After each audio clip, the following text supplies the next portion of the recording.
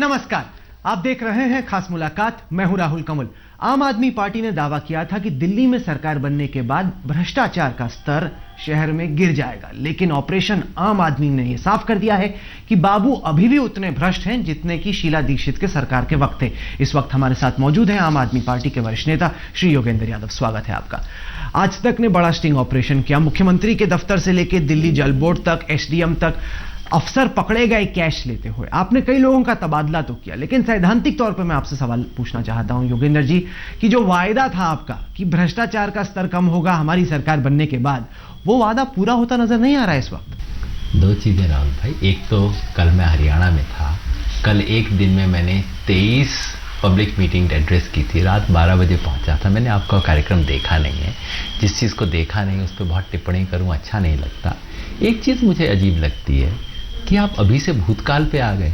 आपने किया था, इतना जल्दी भूतकाल पे ना आइए। भूत अच्छे होते हैं, इतना जल्दी भूतों को ना पकड़े हम। दूसरा, अगर आपने ऐसा कोई स्टिंग किया जिसमें लोग पकड़े गए, आपने हमारी पार्टी का मदद किया, आपने दिल्ली के लोगों की मदद की, बहुत बहुत धन्यवाद। जब हमने कहा था कि भ्रष्टाचार हम दूर करेंगे, तो हमने इसी तरह की मदद की उम्मीद की थी। हमने सोचा था कि आम दिल्ली के लोग हमें सड़क पे चोरों को पकड़ने में मदद करेंगे, मीडिया भी हमारी मदद करेगा, समाज, मीडिया, सब लोग जुड़ के भ्रष्टाचार को निकालने में ऐसी ही कोशिश करेंगे। मुझे भरोसा है कि अब तक अगर हमारी पार्टी ने, सरकार ने कोई कदम नहीं लिया है, तो शीघ्र इन चीज़ों नहीं, कदम तो लिए जा रहे हैं, लेकिन सवाल था ये कि उम्मीद बनी एक लोगों में कि केजरीवाल के मुख्यमंत्री बनने के बाद लोगों में खौफ पैदा होगा कि पूरा जो मूवमेंट है वो एंटी करप्शन मूवमेंट है। अगर हमने अब घूस ली तो सीधे जेल जाएंगे या निपट जाएंगे। मुख्यमंत्री बनने के बाद भी बाबू डरे नहीं है, केजरीवाल का खौफ नहीं है दिल्ली में। जैसे मैंने कहा, कल मैं हरियाणा में था और वहाँ एक आदमी ने मुझे कहा, मेवात में मैं था, उसने कहा साहब आपने 65 साल में वो कर दिया मेरे लिए जो 10 साल में, पिछले 10 दिन में आपने वो कर दिया जो 65 साल में नहीं हुआ। मैंने कहा भाई आप तो हरियाणा में रहते हो, हमारी सरकार ने क्या कर दिया आपके लिए? उसने कहा रोज मेरा ट्रक दिल्ली जाता है, हर पिछले जितने भी साल थे मैं हमेशा रोज घूस दिया करता था। पिछले 10 दिन से पुलिस वालों ने घूस लेना बंद कर दिया है। फिर मैंने दूसरों से चेक किया, सबने कहा साहब 10 दिन से फर्क पड़ा है। अब मैं आपकी बात मानूं या कि उसकी बात मानूं या दोनों की बात मान लूं? दोनों की बात मान लें कि कुछ खौफ पैदा हुआ होगा, कुछ जगह लोगों की पुरानी आदतें गई नहीं होंगी, और इसी तरह से धीरे धीरे पकड़ पकड़ के लोगों को एक एक का गला दबाने क्योंकि स्टिंग ऑपरेशन हुआ कल, आज दिन में हमारे रिपोर्टर फिर निकले, बाबू कैमरे पे हैं, कह रहे अरे नहीं थोड़ा संभल के रहना पड़ेगा, अभी वो स्टिंग ऑपरेशन हुआ है उसमें पकड़े गए हैं, सस्पेंड भी हो गए, फिर भी लोग घूस मांग रहे हैं। क्या आपको लगता है कि भारत में ये जो पूरी घूसखोरी है इतनी फंस गई है लोगों के नब्ज में कि अब इसको बदल पाना, व्यवस्था को बदल पाना आपकी तमाम कोशिशों के बावजूद बहुत मुश्किल है? मुश्किल है, इसमें कोई शक नहीं है। अगर किसी ने भी कहा था कि बहुत आसान है, रातों रात बदल जाएगा, आपने कहा था कि होगा। हम संभव है और आसान है दो अलग शब्द होते हैं। आपने पूछा मुश्किल है, बिल्कुल मुश्किल है। हम एक मुश्किल काम करने निकले हैं इस देश के अंदर, और मुश्किल काम में अड़चन आएगी, तमाम किस्म की चीज़ें होंगी। आप जैसे हमराह भी मिलेंगे, मददगार भी मिलेंगे, सामान्य लोग मिलेंगे, इस देश के अच्छे नागरिक मिलेंगे जो भ्रष्टाचार को पकड़वाना चाहते हैं। जब हम पकड़वाते हैं तो हम अगले भ्रष्टाचार का रास्ता कठिन करते हैं, तो हम मदद कर रहे हैं। ठीक इन्हीं कदमों से भ्रष्टाचार धीरे धीरे कम होगा। ऐसा नहीं होगा कि भ्रष्टाचार की गंगा एक दिन सुबह एकदम सूख जाएगी, नीचे आने। क्योंकि कल आम आदमी पार्टी के तमाम नेता हमारे चैनलों पे आए, उन्होंने कहा कि ये भ्रष्टाचार इसलिए हो रहा है कि अभी लोकायुक्त नहीं है, लोकपाल बन जाए, सिटीजन चार्टर बन जाए तो भ्रष्टाचार का स्तर कम हो जाएगा। क्या आपको लगता है कि लोकायुक्त के बनने से या सिटीजन चार्टर के आने से, महज कानून के आने से भ्रष्टाचार का स्तर कम हो जाएगा? कम जरूर होगा। कोई ये कहे कि रातों रात बंद हो जाएगा, ऐसा तो शायद किसी ने दावा किया नहीं होगा। एक एक कदम से कम होता है। ये पूरे स्वार्थ का जो नेटवर्क बन गया है उसको काटने का है, वो कम होना शुरू हो गया है। आप बिल्कुल ठीक कह रहे हैं, बड़ा कठिन काम है, और इस कठिन काम में जब हमारे पास और औजार आ जाएंगे, जब लोकायुक्त आ जाएगा, सिटीजन चार्टर आ जाएगा, जब हमारे पास लोकायुक्त को एनफोर्स करने की एजेंसी आ जाएगी, निष्पक्ष जांच की एजेंसी आ जाएगी, एक एक कदम से वो स्तर धीरे धीरे कम मैं इससे इत्तेफाक नहीं रखता। दिल्ली में गैंगरेप हुआ, गैंगरेप के बाद बड़ा आंदोलन हुआ, सरकार ने आनन फानन में एक बड़ा सख्त बिल पास किया, कानून बन गया एंटी रेप लॉ। रेप का स्तर कौन सा कम हो गया? रेप, महिलाएं अभी भी उतनी असुरक्षित हैं जितनी की पहले थी, अभी भी दिन ब दिन रेप होते चले जा रहे हैं। तो कानून के आने से परिस्थितियां नहीं बदलती हैं योगेंद्र जी। सवाल ये है कि उस कानून को लागू करने की व्यवस्था बनी या नहीं बनी, उसको एनफोर्स करने की पॉलिटिकल विल, राजनीतिक इच्छा शक्ति थी या नहीं थी। पिछले साल भर में तो मुझे दिल्ली में वो दिखाई नहीं दी। आज जब एक नई किस्म की चीज हो रही है, सिर्फ कानून बनाने भर से कौन कहता है फर्क पड़ेगा। उस कानून को आपको लागू करवाना पड़ेगा। उसमें ऐसे लोग लाएंगे आप जो कि उस कानून की स्पिरिट के मुताबिक हैं। कानून बनाऊं एक और लोकायुक्त में ठीक भ्रष्ट किस्म का ले आऊं, तो उससे क्या होगा। वहां लोकायुक्त बेहतर किस्म का लाना होगा, उसके अंदर पूरा अमला बदलना होगा, उनको वो फाइनेंशियल पावर देनी होगी, उनको वो ऑटोनॉमी देनी होगी अपने अफसर रिक्रूट करने की।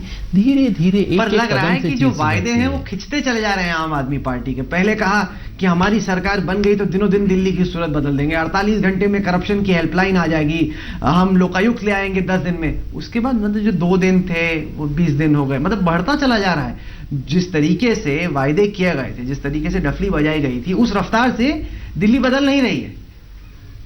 मुझे आपकी अधीरता अच्छी लग रही है। अधीर हम कब होते हैं? जब किसी से उम्मीद होती है। इसका मतलब आपको उम्मीद है। आपको उम्मीद है तो इसका मतलब देश के और दिल्ली के लाखों लोगों को उम्मीद है। ये उम्मीद से जो पड़ी हुई डांट होती है वो अच्छी होती है, उसको सुलझक के स्वीकारना चाहिए। किसी सरकार ने पहले 10 दिन में इतना काम इस देश में नहीं किया है जितना दिल्ली की सरकार ने किया है। उसके बाद भी हम अधीर हैं, इसका मतलब है कि हम इससे भी ज्यादा चाहते थे। नहीं, अच्छी बात, पर दूसरा एक पहलू भी उठ रहा है। दिल्ली के कानून मंत्री ने लॉ सेक्रेटरी को कहा कि जजों को मेरे पास बुलाओ, मीटिंग हम करेंगे। अब कहीं ना कहीं लग रहा है कि मंत्री महोदय को काम करने और कराने का तरीका ही नहीं आता।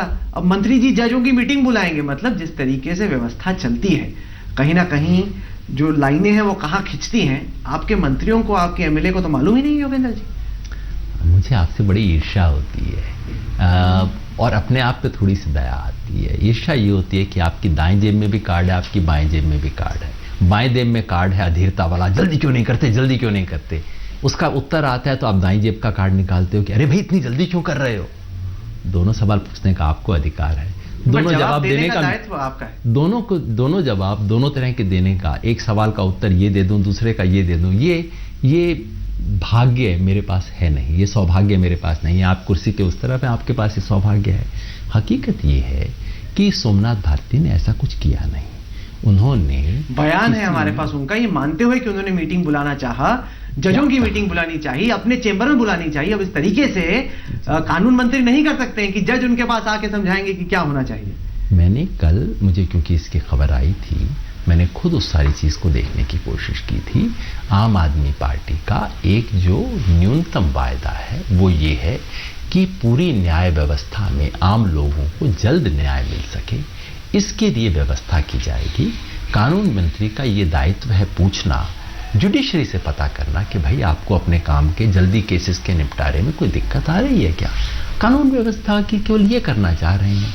हम ये भी चाह रहे हैं कि वो दनादन कुछ करें भी, लेकिन हम ये भी चाह रहे हैं कि वो दनादन ना करें। नहीं, वो उसमें ही सवाल उठता है कि क्या जो लोग चुने गए हैं वो नौसिखिए हैं इस हद तक कि व्यवस्था कैसे चलती है, फाइलें कैसे मूव करती हैं, इनके बारे में ही इन्हें जानकारी नहीं। उत्साह तो बहुतों में होता है, लेकिन जब भारतीय क्रिकेट टीम में उतरते हैं, तजुर्बा होना चाहिए कि जब डेल स्टेन बॉलिंग करे तो कैसे उसको फेस करना है। अब आप भेज दें किसी को, वो यहां भी मारे वहां भी मारे, आउट ही होगा, उसके बाद क्या रन बनाएगा वो।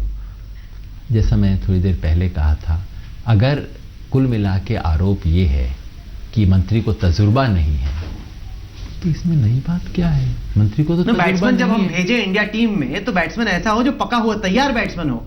पार्थिव पटेल को जब उतार दिया था 16 साल की उम्र पे, उनका पूरा करियर खराब हो गया। 20-25 साल की उम्र में आते तो शायद धोनी को आज जगह ना बन पाती। मैं ये नहीं कह रहा हूं कि उन्होंने कोई गलत काम नहीं किया, गलत काम किया। मैं केवल ये कह रहा हूं कि अगर आप ये कह रहे हैं कि उन्हें तजुर्बा नहीं है, आप तो एकदम तथ्य का बयान कर रहे हैं। अरविंद केजरीवाल को मुख्यमंत्री होने का तजुर्बा नहीं है, हमारे एक भी एमएलए को एमएलए होने का तजुर्बा नहीं है। कुछ वो सीख जाएंगे। अब उसमें उनके ऊपर एक जिम्मेवारी है, जिम्मेवारी है बहुत कुछ चीज़ें डिलीवर करने की, जिम्मेवारी है आप जैसे साथियों के सुंदर सवालों का जवाब देने की। अब उस जिम्मेवारियों का पालन करते हुए उन्हें उस दूसरी चीज़ का भी ख्याल रखना है जो आप कह रहे हैं कि कानून की मर्यादा ना टूटे, एक नियम कायदे है जिसका पालन किया जाए। दोनों का करते करते कभी कभी कुछ असंतुलन होगा, फिर वो संतुलन सीख जाएंगे, ऐसे ही सीखेंगे। जहां इस वक्त पिछले कुछ दिनों से लगातार आप हरियाणा में निकलकर प्रचार कर रहे हैं, जो रिस्पांस मिल रहा है वो भी काफी अच्छा है। हमने कुछ तस्वीरें देखी, हमने कुछ इंटरव्यूज देखे, विजुअल्स देखे। तो क्या ये मतलब निकाला जाए कि अब उम्मीद बन रही है कि जिस तरीके से आम आदमी पार्टी ने दिल्ली में सरकार बनाई, अगली सरकार हरियाणा में बनने वाली? उम्मीद के सारे दुनिया जिंदा है। हमने खुद कहा है कि दिल्ली के बाहर जिस एक प्रदेश में हमें सबसे पहले उम्मीद है वो हरियाणा है, और उम्मीद के कारण स्पष्ट है। जब अन्ना आंदोलन शुरू हुआ, हरियाणा में दिल्ली के बाहर सबसे ज़्यादा उत्साह था, सबसे ज़्यादा वॉलंटियर आए थे। जब पार्टी की स्थापना हुई तो सबसे पहले पूरे संगठन की स्थापना यहाँ पे हुई। दिल्ली के चुनाव प्रचार में हरियाणा में सबसे ज़्यादा मात्रा में वॉलंटियर आए। उन्होंने दिल्ली की कई कॉन्स्टिट्यूएंसीज तो केवल हरियाणा के कार्यकर्ताओं ने जीती, और चुनाव परिणाम के बाद जैसा उत्साह दिख रहा है हरियाणा में वो अभूतपूर्व है। और इसके साथ साथ जिस तरह का राजनीतिक शून्य हरियाणा में है, रूलिंग पार्टी से लोग तंग आ चुके हैं, विपक्ष के नेता जेल की हवा खा रहे हैं, तीसरी पार्टी भ्रष्टाचार में पैदा हुई है, तो जाहिर है एक उम्मीद बनती है हमारी। अब ये उम्मीद किस शक्ल ले पाएगी? ये जो उत्साह और ऊर्जा देख रहे हैं, क्या हम इसको समेट पाएंगे? या ये तो क्या लग रहा है? आप तो एक विशेषज्ञ की तरह बात कर रहे हैं, आप नेता हैं, हो सकता है कि अगले मुख्यमंत्री हों, आपकी पार्टी आपका चेहरा आगे कर रही है, तो जवाब दीजिए, आप बन रहे हैं मुख्यमंत्री कि नहीं योगेंद्र जी? एक तो ये मुख्यमंत्री वाली बात मुझे तो बड़ी विचित्र लगती है। चुनाव 10 महीना दूर है, ना तो हमारी पार्टी का कोई ऐसा निर्णय है, ना ही अभी कोई ऐसा निर्णय लेने की जरूरत है। आज ये छोटा सा बित्ता सा संगठन क्लेम करे कि हम मुख्यमंत्री बनाएंगे, ये करेंगे, वो करेंगे, ऐसा तो संभव नहीं है। अभी हमें पता नहीं है कि हम अभी कितने पानी में खड़े हैं। हम उम्मीद करते हैं, हम इसके लायक बनना चाहते हैं, और हरियाणा के सब लोगों से हाथ जोड़ के निवेदन करना चाहते हैं। हम छोटे हैं, जूता बड़ा है, पाँव हमारा बहुत छोटा है। कमाल की बात है, केजरीवाल कहते हैं हम देश बदल देंगे, योगेंद्र यादव कहते हैं हमें पता नहीं हम हरियाणा बदल पाएंगे कि नहीं। उनके पास आधार है कहने का। उन्होंने दिल्ली में कहा, उनके पास विश्वास था। आज मेरे पास, आज की तारीख में मेरे पास ये विश्वास करने का आधार नहीं है।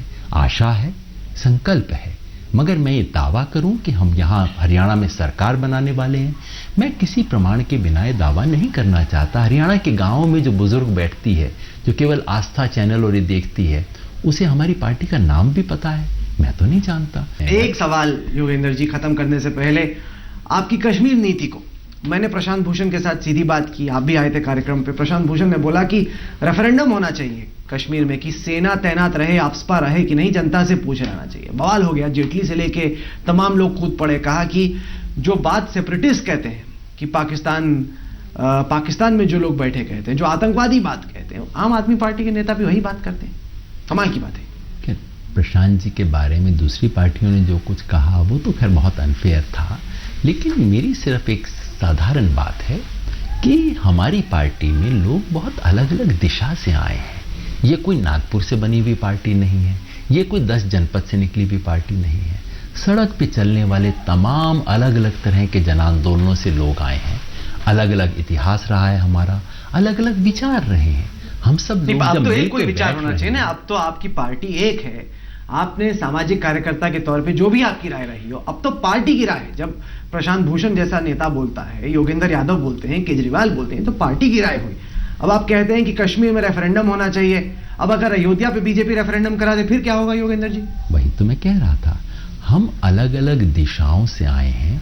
शुरू में हमारे विचार अलग अलग रहे हैं, और इसमें कोई शर्मिंदगी की बात नहीं है कि हम अलग अलग विचार लेके आए हैं, अलग अलग आस्था लेके आए हैं। जब एक साथ मिलकर काम कर रहे हैं तो हम अब एक रूप विचार कुछ चीज़ों में बना रहे हैं। हमारे सारे विचार और सारे सपने कल को एक जैसे नहीं हो जाएंगे।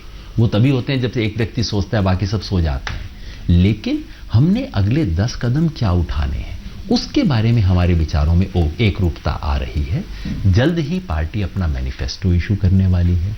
मैनिफेस्टो में कृषि नीति से लेकर विदेश नीति तक सब चीजों के बारे में जवाब। बीजेपी ये भी कह रही है सर कि कांग्रेस की शह पर आम आदमी पार्टी को दिल्ली में सरकार बनाने का मौका दिया गया ताकि नरेंद्र मोदी का जो वोट है शहरी इलाकों में, खासतौर से देश भर में, उसे काटा जा सके। जिस तरीके से राज ठाकरे को बढ़ाया गया चुनाव से पहले महाराष्ट्र में, ताकि जो शहरी इलाके हैं, मुंबई, थाने, नासिक, पुणे, इन जगहों पर मराठी वोट कट जाए और बीजेपी शिवसेना के 12 में से 10 उम्मीदवार हार गए उन सीटों पे जहां राज ठाकरे खड़े हुए। उम्मीद है कि आम आदमी पार्टी भी कांग्रेस के लिए यही सपोर्ट देगी, रिटर्न गिफ्ट होगा आपका दिल्ली में सरकार बनाने के लिए। पहली बात तो कि बीजेपी भी आपकी तरह दोनों कार्ड दो जेब में लग के चलती है। पहले हमें कहती थी कि सरकार क्यों नहीं बना रहे, सरकार क्यों नहीं बना रहे। जैसे ही हमने बनाई दूसरा जेब से निकाला कार्ड, अरे सरकार बना ली, अपॉर्चुनिस्ट कांग्रेस के साथ मिल गए। ये अब उनके बस की ऐसी बड़ी चीजें, हम तो छोटे लोग हैं, हम तो एक ही बात कह पाते हैं एक समय में, दो जुबान रहती नहीं मुंह के अंदर। जो दूसरा आपने प्रश्न पूछा, ये जो वोट कटिंग का, वोट कटिंग वाला राज ठाकरे का फर्क आपने जो पूछा, मैं कहता हूं भगवान ऐसा दोस्त हर एक को दे। कांग्रेस ने आम आदमी की मदद की ताकि आम आदमी पार्टी कांग्रेस को 43 से 8 पे उतार दे। मतलब मैं कहूंगा बलिहारी है, बात कर रहा हूं, बलिहारी है। मैं चुनावों पर नजर रखते हुए बात कर रहा हूं। शहरी इलाकों में जो वोट कांग्रेस का कट के बीजेपी को जाता, आपको बढ़ावा देने से कांग्रेस को उम्मीद है कि वो वोट अब हो सकता है कि बीजेपी और आम आदमी पार्टी में बढ़ जाए और इसका फायदा कांग्रेस को। महाराष्ट्र में हूबहू यही हुआ। जो लोग जमीन पे राजनीति नहीं करते हैं वो ऐसे ड्राइंग रूम में बैठ के बड़े सपने बनाते हैं, मुंगेरी लाल के सपने। मैं सुनता था आज से 2-3 महीने पहले, मैं ये भी सुन रहा था कि नरेंद्र मोदी के बढ़ने से, प्रीमेच्योरली बढ़ने से भी कांग्रेस को फायदा होगा। तो नरेंद्र मोदी बढ़ रहा था, उससे भी कांग्रेस को फायदा था। आम आदमी पार्टी बढ़ रही है, उससे भी कांग्रेस को फायदा होगा। कल को कांग्रेसियों की जमानत जब्त हो जाएगी, उससे भी कांग्रेस को फायदा होगा। अब ऐसी चीजों का क्या जवाब दूं, मुझे तो समझ नहीं आता। हमें तो एक चीज दिखती है, इस देश में घोर भ्रष्टाचार है। लोगों की राजनीति में से आस्था हट गई है। राजनेता को देखते ही लोग थू थू करने लग गए थे। हमारा काम है उस आस्था को जिलाना, उस आस्था को जिंदा करना। हमारा काम है भ्रष्टाचार को खत्म करके लोगों के अंदर ये भाव जगाना कि ये तुम्हारा देश है, इसके अंदर तुम कुछ कर सकते हो। हम सिर्फ उसको देख के चल रहे हैं। रास्ते में किसको ठोकर लगती है, कौन इधर नाली में गिरता है, कौन उधर गिरता है, इस पे ध्यान देने का वक्त नहीं है। हमारी आंख केवल वहां है जहां होनी चाहिए। योगेंद्र यादव जी, आज तक से बात करने के लिए आपका बहुत बहुत धन्यवाद।